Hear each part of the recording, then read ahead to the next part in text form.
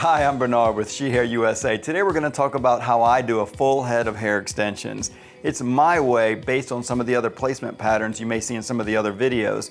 I did a video on basic placement patterns, and that's kind of where everything starts for me, those 4 basic patterns.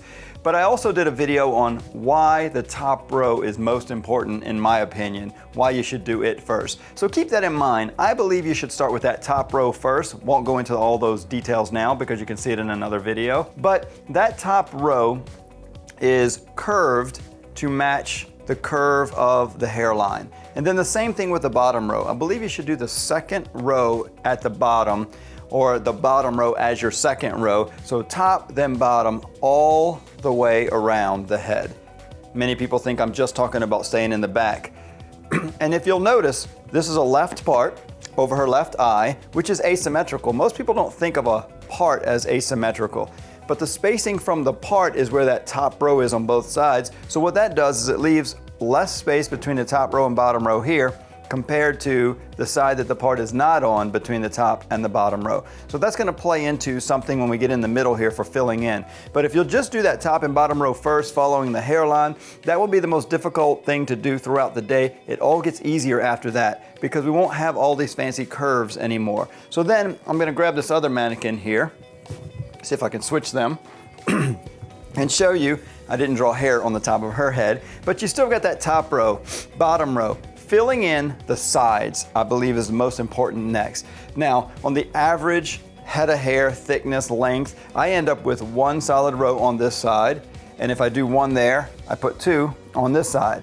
Now, on somebody with finer, thinner hair, smaller head maybe, this top and bottom row might be closer together or so fine and thin, you don't need a row in the middle here of any hair at all. Keep in mind, I'm also putting the hairs right next to each other, and I'll cover that in a second.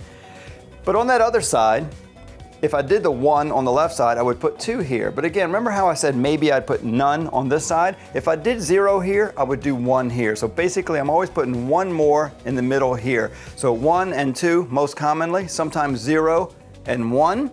Or on very thick, coarse hair with a larger head, maybe a lot of hair on the head, I might actually put 2 rows here and then 3 in here. And that would also correspond with how much hair should I order, that you also can go back and watch another video. You would need more than the average amount of hair of 150 strands. You might need 170 to 180 strands if you go with more than 1 or 2.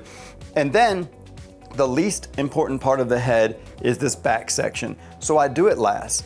The client really cares about how that hair falls around her face, and that's why those sides are much more important. Then when you go into the back, you can do a few different things. This is my most basic placement pattern, and I do this most of the time, 3 rows. So basically for me, it's a 1, 2, 3 after I've done the top and bottom row all the way around.